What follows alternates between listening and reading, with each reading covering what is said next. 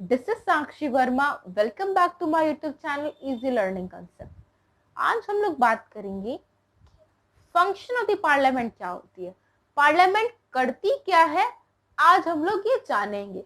इससे पहले वाली वीडियोस में हम लोग ने ये डिस्कस किया था कि हम लोग को लेजिस्लेचर क्यों जरूरत है, दो हाउसेस क्यों जरूरत है, लोकसभा क्या होती है, राज्यसभा क्या होती है। ये सारे बातों पे हम लोग ने डिस्कस किया था। ठीक है, अगर आप लोग ने प्रीवियस वीडियोस नहीं देखा है तो प्लीज देख लेना। Okay, functions of parliament.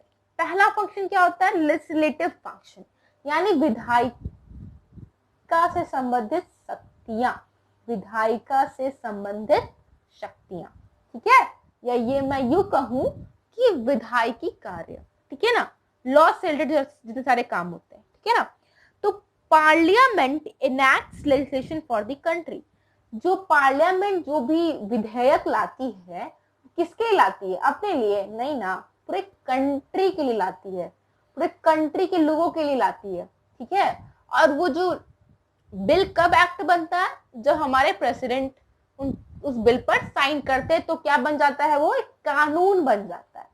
ठीक है, तो सबसे इंपॉर्टेंट बात क्या आती है कि actual task of drafting bill perform by bureaucracy under supervision of minister concern.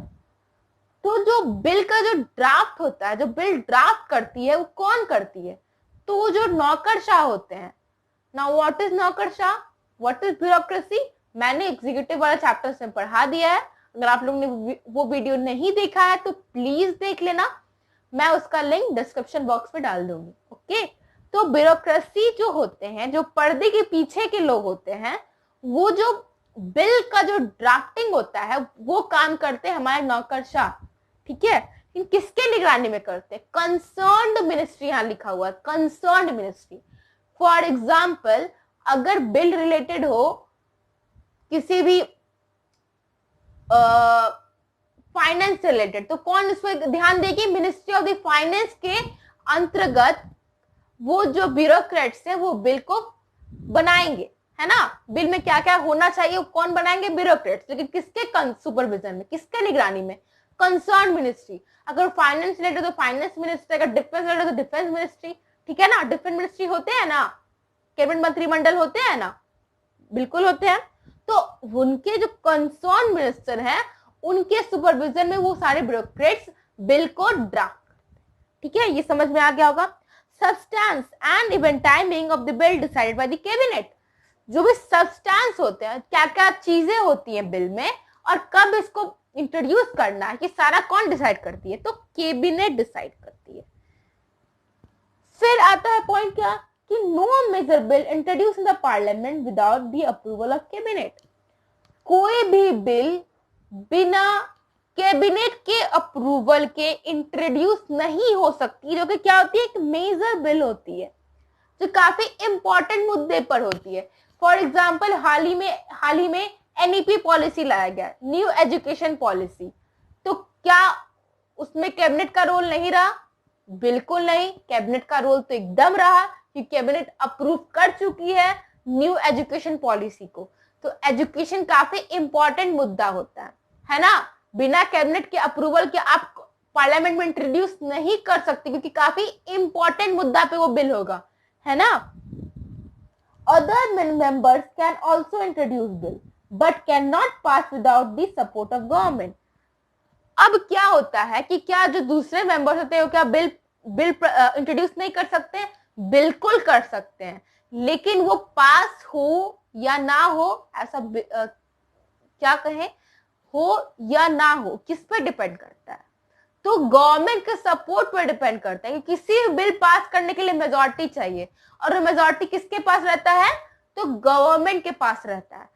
तो ये जरूरी हो जाता है कि वो जो बिल कोई भी मेंबर प्रस्तुत करे, उसको गवर्नमेंट की स्वीकृति चाहिए होती है ना। अगर वो सपोर्ट ना करे तो बिल सिर्फ एक बिल ही रह जाएगा, है ना। तो दो तरह के बिल होते हैं, एक इसको वो पब्लिक मेंबर बिल या private member bill. Public member bill को गवर्नमेंट बिल भी कहते हैं। ठीक है, ये जो बिल होती है कौन लाती है, तो कैबिनेट मेंबर्स लाती है, सिर्फ और सिर्फ कैबिनेट ही ला सकती है। ठीक है ना। एंड दूसरा होता है प्राइवेट मेंबर बिल, वो सारे मेंबर जो कैबिनेट के पार्ट नहीं होते हैं, नॉट पार्ट ऑफ कैबिनेट।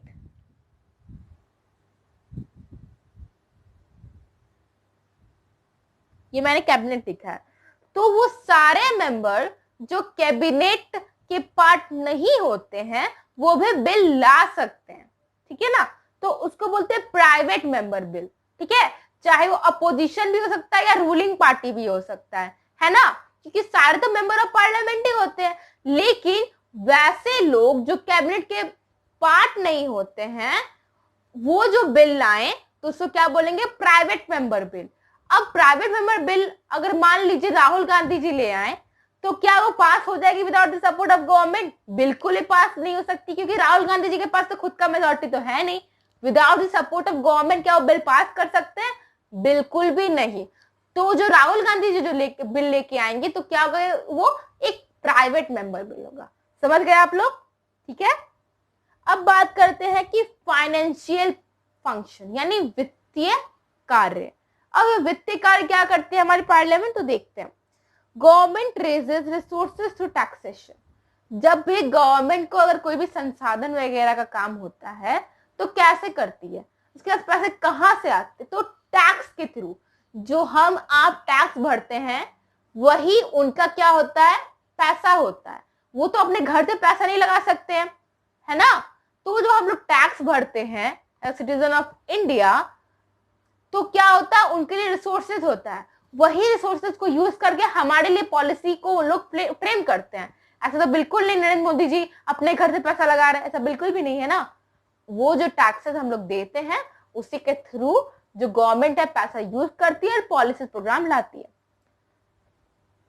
अब क्या बात आती है, in democracy legislature control taxation and way in which money use by the government.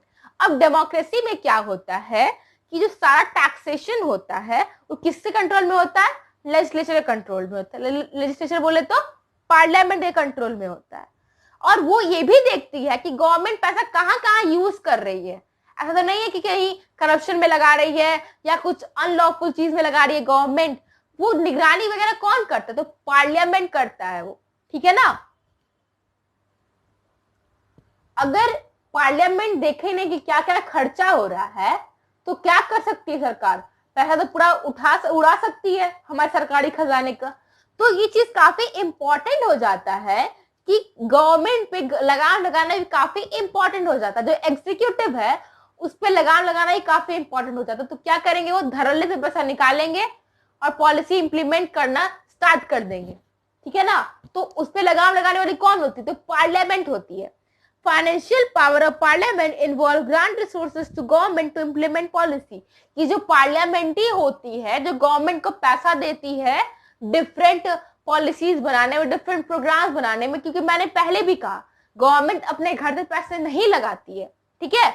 वो टैक्सेशन के थ्रू पैसे मिलते हैं और वो जो पार्लियामेंट है वो ग्रांट प्रोवाइड करवाती है गवर्नमेंट को कि भाई लो पॉलिसी फ्रेम करो फॉर द कंट्री।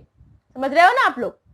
और जो गवर्नमेंट होती है वो बजट इंट्रोड्यूस करती है कि भाई आने वाले वित्तीय वर्ष में, आने वाले फाइनेंशियल वर्ष में, ईयर में क्या क्या हम लोग खर्चा करने वाले हैं, किस किस चीज में पैसा लगाने वाले हैं, क्या क्या मेरा खर्चा होगा, एक्सपेंडिचर कितना होगा, रेवेन्यू कितना होगा। समझ रहे हो ना। ये सारा गवर्नमेंट इंट्रोड्यूस करती है पार्लियामेंट में कि देखो भाई कहाँ कहाँ खर्चा हो रहा है, क्या क्या करने जा रहे हैं हम लोग। तो पार्लियामेंट में कहीं ना कहीं जिम्मेवारी होती है गवर्नमेंट की कि आप कहाँ खर्चा कर रहे हो, किस लिए खर्चा कर रहे हो। ये तो अपोजिशन पार्टी तो बैठी हुई क्वेश्चन पूछने के लिए, है ना। ये भी काफी इंपॉर्टेंट होता है डेमोक्रेसी में, क्योंकि अगर ये सारी चीज नहीं है तो गवर्नमेंट क्या बन जाएगी, एक तानाशाह बन जाएगी। वो कुछ भी कर सकती है, कैसे भी पैसा ले सकती है ना। इसलिए यहाँ पे पार्लियामेंट का रोल काफी इंपॉर्टेंट हो जाता है गवर्नमेंट पे को रेगुलेट करने के लिए, ठीक है।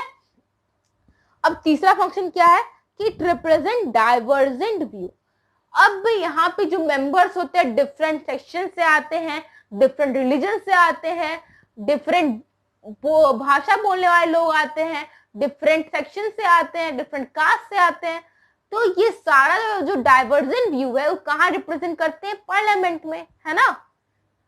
Debating function, parliament highest forum of debate in the country, member free to speak on any matter without fear. तो पार्लियामेंट क्या है कि हाईएस्ट फोरम है डिबेट का। आप यहाँ पे डिबेट कर सकते हो, डिस्कशन कर सकते हो, क्योंकि कोई भी अगर बिल आता है तो ऐसे नहीं कि बिना डिबेट डिस्कशन के पास हो जाता है। उसमें कुछ सरकार पॉइंट रखती है, कुछ अपोजिशन पॉइंट रखते हैं, फिर उसमें सहमति होती है, फिर वो बिल दूसरे हाथ से पास होती है, फिर वो बिल जाके प्रेसिडेंट के पास एक लॉ बन जाती है अगर वो साइन करते हैं तो, है ना।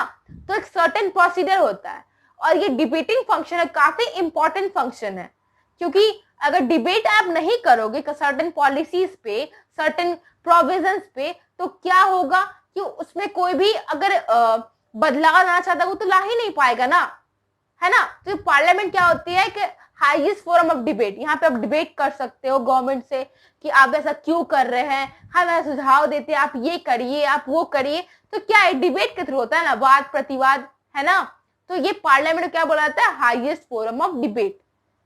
और यहाँ पे मेंबर्स होते हैं वो कुछ भी बोल सकते हैं, ऐसा नहीं कि कुछ अपशब्द बोल रहे हैं, ऐसा बिल्कुल नहीं। आप मैटर पे जो कंसर्न मैटर है आप बोल सकते हो, आप फ्री हो, ऐसा नहीं कि आपको मुंह पे ताला लगा दे देगा, ऐसा बिल्कुल नहीं है। आप अगर कंसर्न चीज से बोल रहे हो तो आपको पूरा मौका दिया जाता है अपनी बात रखने का, ठीक है। फिर बात आता है कॉन्स्टिट्यूएंट फंक्शन का, ठीक है। तो कॉन्स्टिट्यूएंट फंक्शन क्या आ सकती है, तो parliament is the power discussing and enacting changes to the constitution. अगर कॉन्स्टिट्यूशन में संशोधन यानी अमेंडमेंट करना है तो ये चीज कहाँ होती है भाई, तो यह पार्लियामेंट में होती है। अगर आप किसी चीज में संशोधन लाना चाहते हो, किसी पार्ट, किसी भी आर्टिकल में, तो वो सारा बात कहाँ चलेगा, तो पार्लियामेंट में चलेगा। तो उनके पास ये पावर है कि आप डिस्कस कर सकते हो, इनैक्ट कर सकते हो कोई भी अमेंडमेंट। तो all constitutional amendment have to be approved by the both houses. अगर कोई भी अमेंडमेंट आप ला रहे हो तो दोनों हाउस से अप्रूव होना काफी इंपॉर्टेंट है। ऐसा नहीं कि सिर्फ लोकसभा को इंपॉर्टेंस दिया है या सिर्फ राज्यसभा को इंपॉर्टेंस दिया गया है, ऐसा बिल्कुल नहीं है। दोनों हाउस के इक्वल पावर्स है रिगार्डिंग कॉन्स्टिट्यूएंट फंक्शन। जब हम लोकसभा और राज्यसभा के पावर को पढ़ेंगे तो इसको भी हम लोग जानेंगे, ठीक है ना। तो कॉन्स्टिट्यूशनल अमेंडमेंट अगर होता है तो दोनों के हाउस का सहमति होना काफी इंपॉर्टेंट हो जाता है, ठीक है। अब क्या आता है इलेक्टोरल फंक्शन। इसमें सिंपल सी बात है कि ये जो मेंबर ऑफ द पार्लियामेंट है वो पार्टिसिपेट करते हैं in the election of president and vice president of India, ठीक है ना। वो जो प्रेसिडेंट होता है कैसे चुने जाते हैं ऐसे ये जानना इंपॉर्टेंट नहीं है, वो हायर लेवल की चीज है, ठीक है। अब एक लेवल इतना जान लो कि पार्लियामेंट के पास पावर होता है कि प्रेसिडेंट को इलेक्ट करते हैं, वाइस प्रेसिडेंट ऑफ इंडिया को इलेक्ट करते हैं। हालांकि जो स्टेट लेजिस्लेटिव असेंबली यानी राज्य की जो विधानसभा है वो भी पार्टिसिपेट करते हैं इलेक्शंस में, क्योंकि हम लोग अपने प्रेसिडेंट को डायरेक्टली नहीं चुनते हैं, वो इनडायरेक्टली चुने जाते हैं by the elected members of parliament and legislative assembly of the states too. समझ गए आप लोग। अब आता है लास्ट की जुडिशियल फंक्शन, ठीक है। Consider proposal for removal of president, vice president, जज of supreme court and high court. आप लोग ने इम्पीचमेंट का नाम सुना होगा, इम्पीचमेंट, ठीक है ना। हिंदी में बोले तो महाभियोग। तो ये किस लिए लाया जाता है कि अगर प्रेसिडेंट कुछ अनकॉन्स्टिट्यूशनल काम कर रहा है तो उनको रिमूव कर सके, या चीफ जस्टिस ऑफ इंडिया कुछ ऐसा कुछ काम कर रहे हैं जो हमारे कॉन्स्टिट्यूशन के खिलाफ हो तो उनको हटाया जा सकता है उनके पद से। लेकिन वो जो सारा जो प्रपोजल है वो कहाँ पे आएगा, तो वो पार्लियामेंट में आएगा। समझ रहे हो। तो यही है इसका क्या, जुडिशियल फंक्शन। तो आज के लिए बस इतना ही। आने वाले वीडियोस में हम लोग जानेंगे about power of Lok Sabha and power of Rajya Sabha. अगर आप लोग को वीडियो अच्छा लगा तो please like, subscribe and share. And आप लोग को कोई प्रॉब्लम हो टॉपिक रिलेटेड तो प्लीज कमेंट बॉक्स में पूछना, मैं डेफिनेटली जवाब दूंगी उसका। थैंक्स फॉर वॉचिंग, मिलते हैं नेक्स्ट वीडियो में।